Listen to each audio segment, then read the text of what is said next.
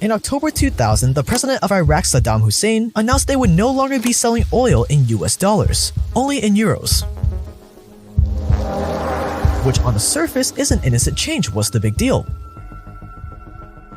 The big deal is that Iraq has the 5th largest petroleum reserves in the world, and in the 2000s it had become the world's 5th largest oil producer. So when Hussein decided to start selling oil in euros instead of dollars, the US wasn't too happy. By February 2003, he has sold over 3 billion barrels of oil for 26 billion euros. A month later, the US invaded Iraq. My fellow citizens, at this hour, American and coalition forces are in the early stages of military operations to disarm Iraq,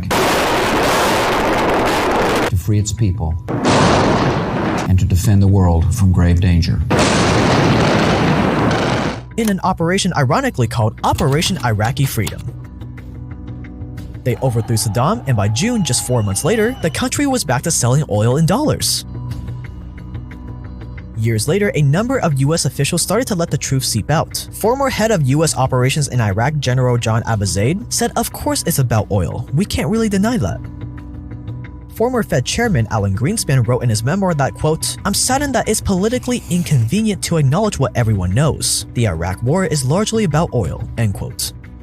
And former Defense Secretary Chuck Hagel said the same in 2007. Quote, "People say we're not fighting for oil. Of course we are," end quote. Venezuela, 2002.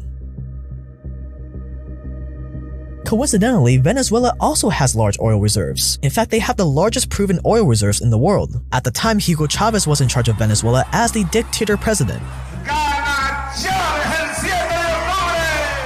But Chavez, a die-hard anti-American leader, was about to make the same grave mistake that Saddam Hussein made. He planned to start selling oil for euros instead of the mighty American dollar. Well, we can't have that now, can we? So in 2002, the US backed a coup against Chavez, which ultimately failed, but it crippled the country and its economy. Empires are built on oil. Yet despite having the largest oil reserves in the world, today Venezuela is one of the poorest economies in the world.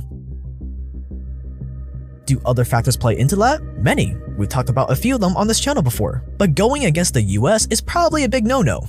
Libya, 2009. Eerily similar to Venezuela and Iraq, Libya has the largest oil reserves in Africa, and they weren't doing that bad. They did a great job managing all those oil revenues, building up a 143-ton gold reserve according to WikiLeaks. They had the highest GDP per capita in Africa, and Libya was on track to become the most influential country in Africa. And also similar to Venezuela and Iraq, Muammar Gaddafi, the leader of Libya, suggested all Muslim and African countries buy oil from Libya using a new currency backed by their giant gold reserves instead of US dollars.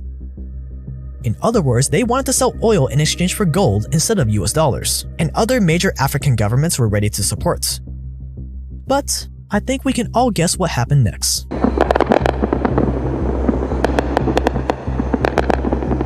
NATO led a military coalition into Libya in the name of freedom, of course, and on August 20th, 2011, Muammar Gaddafi was executed by Libyan militias, backed by US drone strikes. Years later, it was discovered in Hillary Clinton's emails that NATO really wanted to overthrow Gaddafi's government, mainly because of this plan for an African gold-backed currency, supported by Libya's oil reserves. This was Libya before, and this is Libya today. A failed state with widespread poverty and an ongoing civil war. Why? Because each of these countries tried to break away from using the dollar as payment for their oil, and each of them faced the consequences of America's wrath.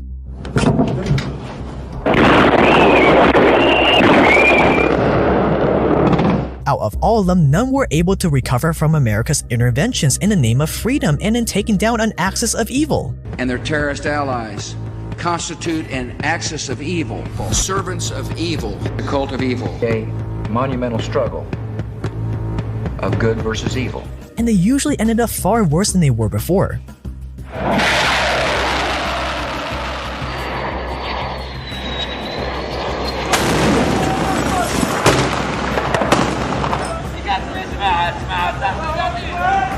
All these countries had problems, but all of these countries had huge economic potential despite their dictator leaders. But as soon as they moved away from selling oil in dollars, the US swooped in and quickly put an end to the party. And they're not alone. Which begs the question, why is it so important for oil to be only sold in US dollars?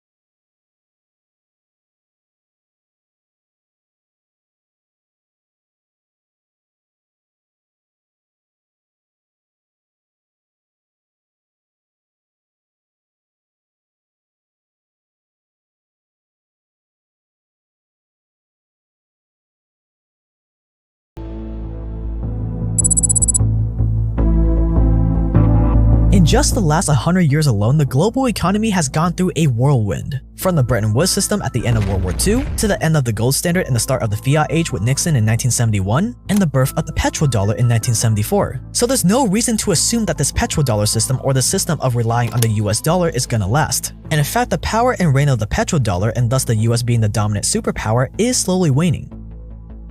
Part of the reason is because of renewable energy. Why do you think so many countries are pushing for its adoption? It can't be entirely because it's better for the environment. Maybe it's partially because detaching yourself from the dollar also detaches you from the control of the US.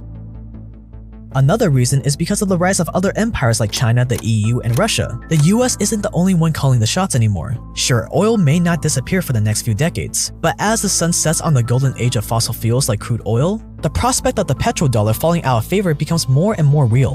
What will replace it is any